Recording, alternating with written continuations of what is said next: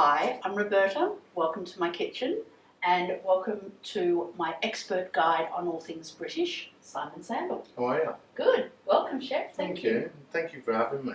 Oh, it's a delight. Now, we're making some beef Wellington together, but I think there's so much we can say about British food. And I think often people think, British food, what's that? It's not a real cuisine, it's not like French or Spanish or Italian.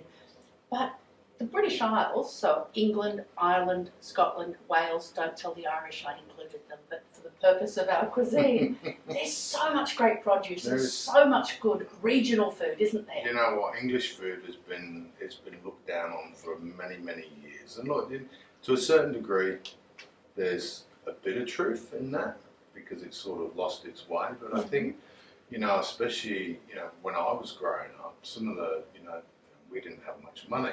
Some of my best food memories, the things like the cockles and the whelks and the... That's very British, isn't it? It's very British. Down in the southwest, down in Cornwall, Devon way, and you used to get the, in the pubs down there, they'd come around with cockles and whelks that have been pickled, and you have a bit of vinegar and just some black pepper on top of them. Okay. Just one of the nicest things ever you could eat. And there was days where I can remember going down to New Quay as a kid, and there'd be like caravans, and they'd be selling this chunky bread with, by the beach. By the beach in a caravan, and it was like homemade bread, and it was chunky bread with Cornish crab.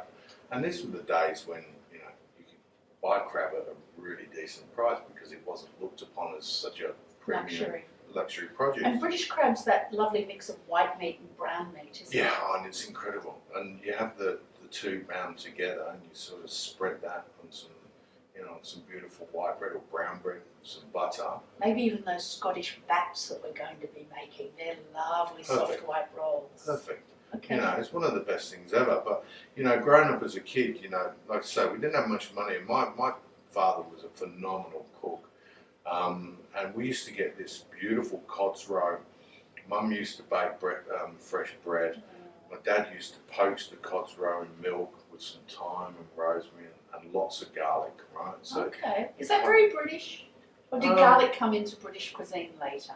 Oh, we always had it. Right, okay. My father always had it. He always used to have a lot of curry powder as well. And I think it's probably a bit of a snowball effect of all the Indian food and the influence. Well, it came from the Raj, didn't it? That's We're making kedgeree this month because that's a great English Raj dish. They actually reckon you can get a better Balti in Birmingham. I've heard and that. You can in India. In India. So I think that's probably where the garlic side of things came from. So my father used to poach this Codsworth, let it cool down, and he'd toss it through some seasoned flour, and sometimes he'd throw curry powder into it. Right. And then shallow fry it in some butter and oil, and toast the bread, and you spread this soft, crispy Codsworth over the top. Almost like pate. It was like pate, and we had a big thing when we were growing up about having pickled walnuts, green pickled walnuts.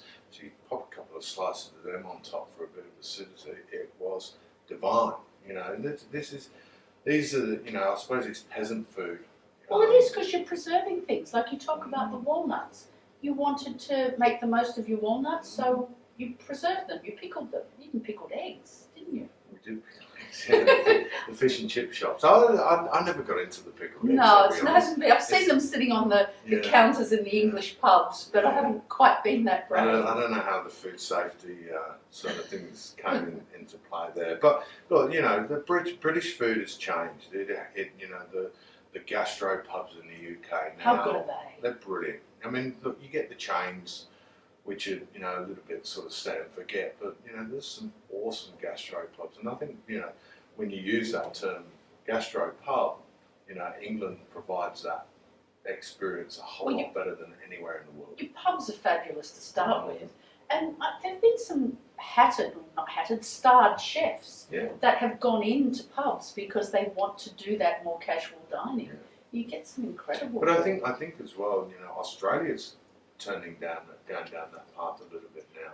Thankfully, you've got a lot of these publicans that are building some amazing restaurants within their pub. Colin Fazenich, exactly. Banksia, he's been a part of that whole journey of taking the pubs to another level. Well, you were telling me we can do a plug. You've been doing some work with some pubs down around the Sutherland Shire. Yeah, haven't you? I do a lot with the Pharos group down Okay. there. I've built a few pubs down there, and we've got a few new builds, greenfield And you sites. design the menus for those pubs? Yeah, I work with the team and design the menus and design all the kitchens once we've got the narrative sorted out. And you know, it's a big process from start to finish. And you know, I help them and get them all up and running, and you know, making sure that they work. And they're investing in that because they think that the future of pubs is good food. Oh yeah, I think so. Yeah, Right. I think they're all realising that. You know, I mean, you know, it's. Britain just figured Yeah. it out sooner.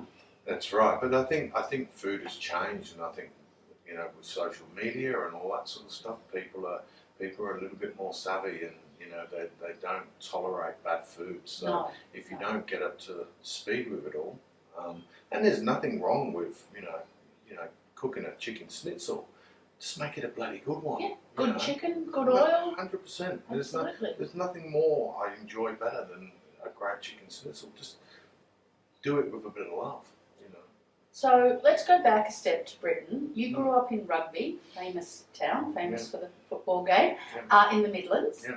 But you came to London to work. Did you do your apprenticeship in London? I went to college for a couple of years in Stratford-upon-Avon. Oh, how lovely. Yeah, beautiful part of the world. And I would go to college 5 days a week, and then I used to work in a little town just off Rugby called Dunchurch, where Guy Fawkes planned the burning of the Houses of Parliament. Such a rich history, It isn't it? is so rich in history, and Dunchurch is beautiful. And there was this restaurant I used to work called Huntsman Carvery. No. No, I'm fine, thanks. Okay. Tea for two. Tea. Well, I thought since we were being British, we'd have tea. So, sorry, Very on cheers. point. Carry Cheers. on. So I worked in the Huntsman Carvery, you know, at night time while I was, you know, going through college. And to this day, it's still open. It's a phenomenal. Nice. It's very simple fare, but he does it well. So worked there, went through college, got an opportunity to go down to London, did a stage at Claridge's. Probably a little bit too big for me at the time because of the sheer volume and the amount of people. And then I got an opportunity at the Ritz Hotel. And Oh, beautiful. when I worked at the casino with John King, the late John King, God bless his soul, worked there, and then went down to Les Ambassadors on Hyde Park Corner. Mm-hmm. Worked there for 12 months, and then got an opportunity to go to the Swallow Royal in Bristol, which was a 5-star hotel with a chef called Michael Kitts, who, I'll be honest, you know, big mentor to me, and you know, I learned a lot from. But it nearly killed me, you know. And it's you know, I was working 7 days a week for, you know, for 4 months solid, and I kid you not, it was 7 days. Because it was in the season. And It was just there was just no. It was a big call putting that sort of pitch of London food at that time in, you know, Bristol. Right. You know what I mean? So we couldn't get chefs. So worked there for, I think I did about just under 12 months. Went back home, and I became a removal man for a few months because I had this. I actually got a real passion for antiques. I love antiques. I love Toby jugs, being English, and I've always collected plates and all that sort of stuff. And then I went and worked in a local restaurant, and the plan was to leave and go off to Europe, and you know, I ended up in the Greek islands for 2 years, travel around the Middle East, ended up living in Africa for a year, and then sort of. All of that must inform your cooking too. You Oh, can't 100%. help but absorb those Yeah. influences. Well, I lived on the beach. I mean, the Greek islands was phenomenal because you literally, the fish is coming in off the ports, you're cooking it.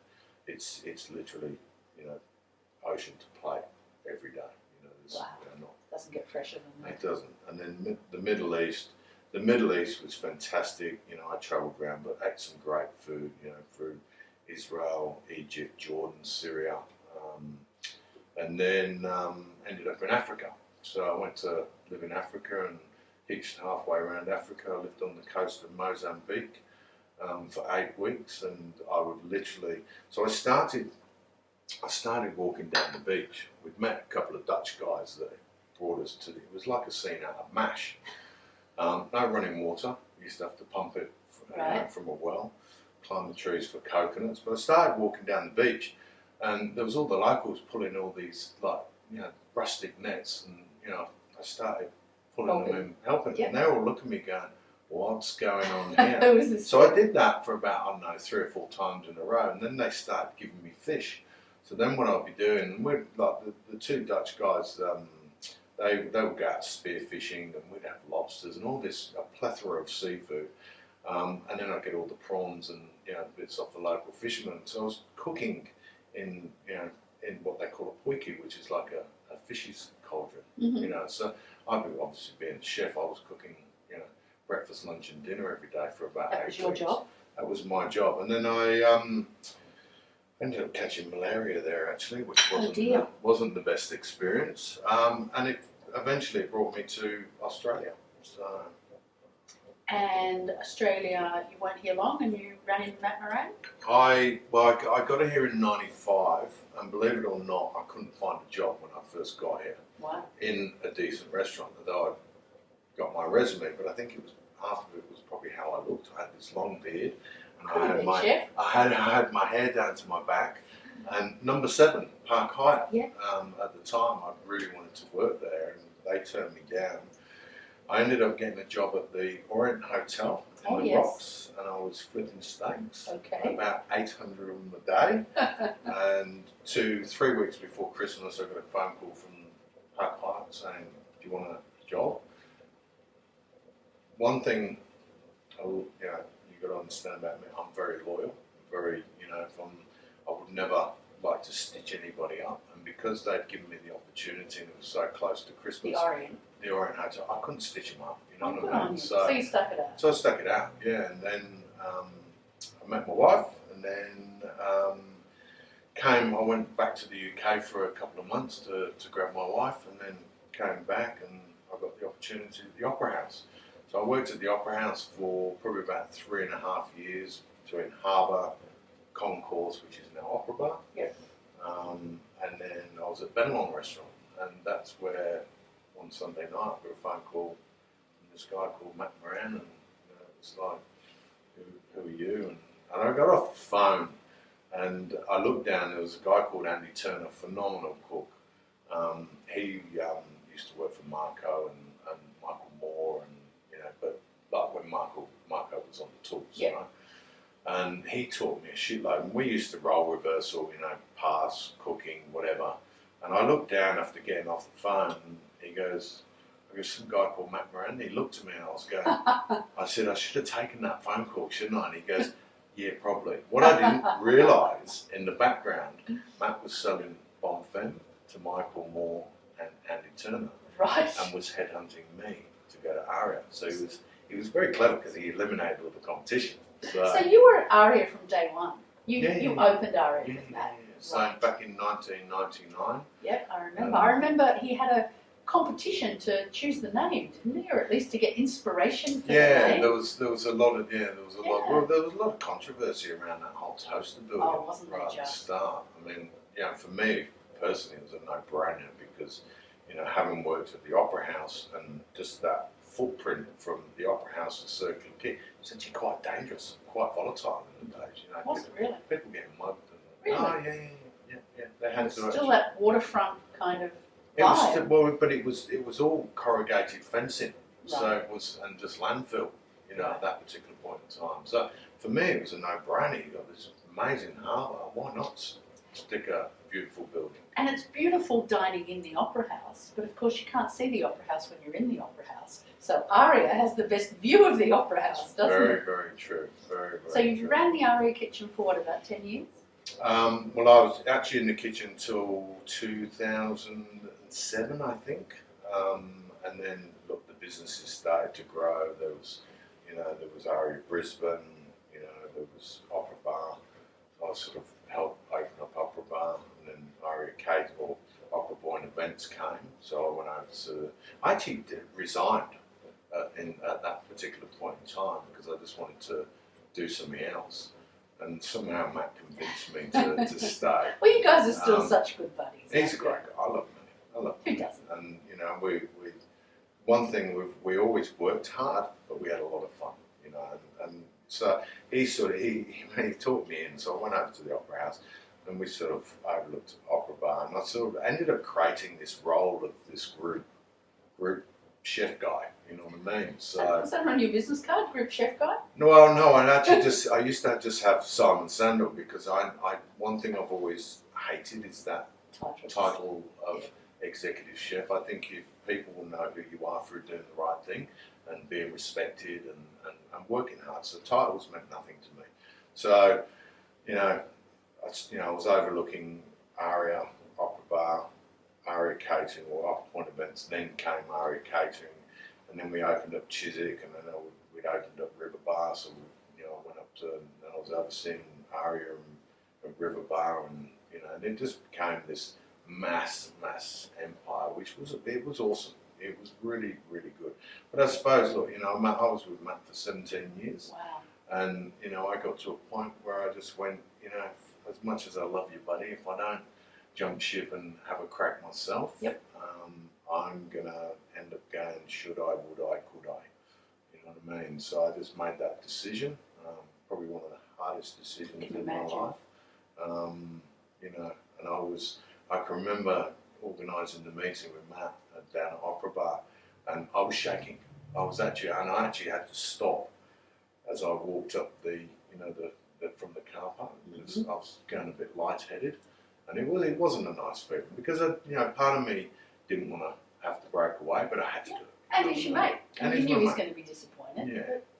But we're still very, very good friends. We spent the weekend with him up at the farm a couple of weeks ago. Mushroom foraging, I saw. I know. That's the. I think that's something we need to look at doing.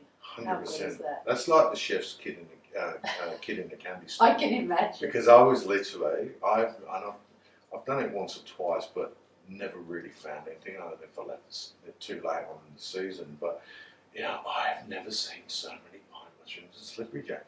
And I'm going, look at this. Let's go, leave them, mate. There's better ones. And I literally filled up the boot with my car. I saw. Let's come back to Britain for a minute, because that foraging, that is a big part of British food, isn't 100%. it? The things in the hedgerows, the wild berries, the game. Did you ever hunt? Was that I did. part of No, my father, and blackberries is one thing I always remember.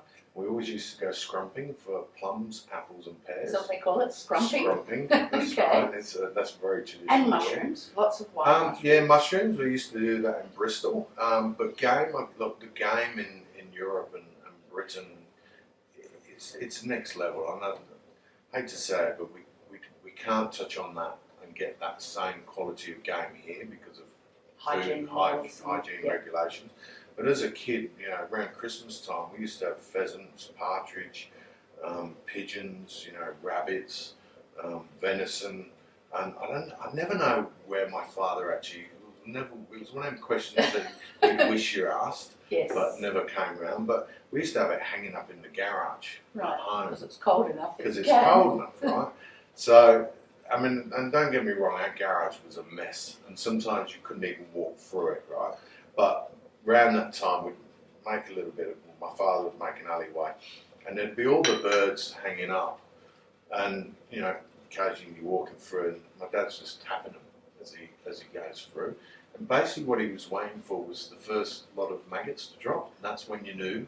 That's why we don't have game in Australia. That's right. He was waiting for that to drop, and that's how we knew they were ready. And that's traditional. It's traditional, but where the fun started was that, and I've actually got some video footage of this. My sister sent it to me about 5 or 6 years ago, of us kids in the kitchen with black bin liners sat on milk crates plucking the pheasants. Really? Yeah. Oh, that footage is priceless. Yeah, and the trick was when you're doing the insides was you don't burst the stomach lining. No, because you hang it gut in, right? You don't gut it. No. That's obviously because of all the other stuff.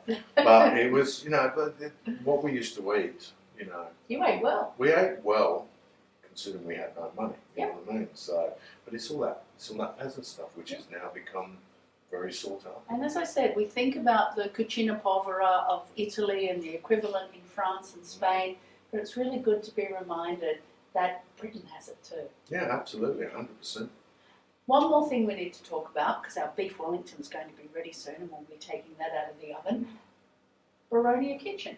Baronia Kitchen, You left the high-flying world of Aria, broke Matt's heart, and opened a really casual, beautiful little spot out in Hunters Hill, which now has several facets to it. So what's Baronia Kitchen? Well, Baronia Kitchen is, it's very much a community restaurant. It's, I'm not trying to, sit on the world stage. It's food that I want to eat myself. It's very casual.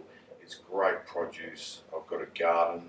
I've just put a 6-metre greenhouse in around the back. And I see that in your food. A lot of like the garnishes and things like that are edible flowers and herbs. And it's you grow all that yourself. I don't buy any of that stuff. Okay. If I'm not growing it, it doesn't go on a plate. Okay. And I like edible flowers when they've got a place, but I think they can be overused by just sprinkling for the sake of. Totally. So if it's in season and it's grown, borage flower, whatever it might be, rosemary flowers. it goes on a plate. So so Baronia is it's very much a community restaurant, and we've now got Baronia next door where I do lots of private dining. Function space. That's the function space. Baronia catering. Catering, but you've also got the takeaway section. Yes, that's my favourite part. Yeah, the takeaway is beautiful. Roast pork, roast chicken. I love chicken. It's one of my favourite proteins. Especially roasted. Yeah. Good gravy. Good gravy. Nicely brined chicken. It's got to be moist. The trick to a good roast chicken is that you can eat it the next day and it's not dry. Yes. If you can do that, I love it. And beef Wellington, do you do the beef Wellington through the takeaway or just for catering? We've done it through some of the Mother's Day packs and Father's Day. We always do a beef and salmon Wellington at Easter. Right. Because people love it. I love it too. So it's good. So we're going to teach you to make your own beef Wellington, but for those times when you don't want to, you can always ring up and get Simon to make you one instead. Absolutely. Call on through. Chef, thank you so much for sharing your expertise with us. Thank you for all the delicious meals over the years as well. Oh, my pleasure. Cheers. Thanks for having me. Here's to Old Blighty. Is that what we call it? Good Old Blighty. Yeah. Good Old Blighty. Cheers. Cheers.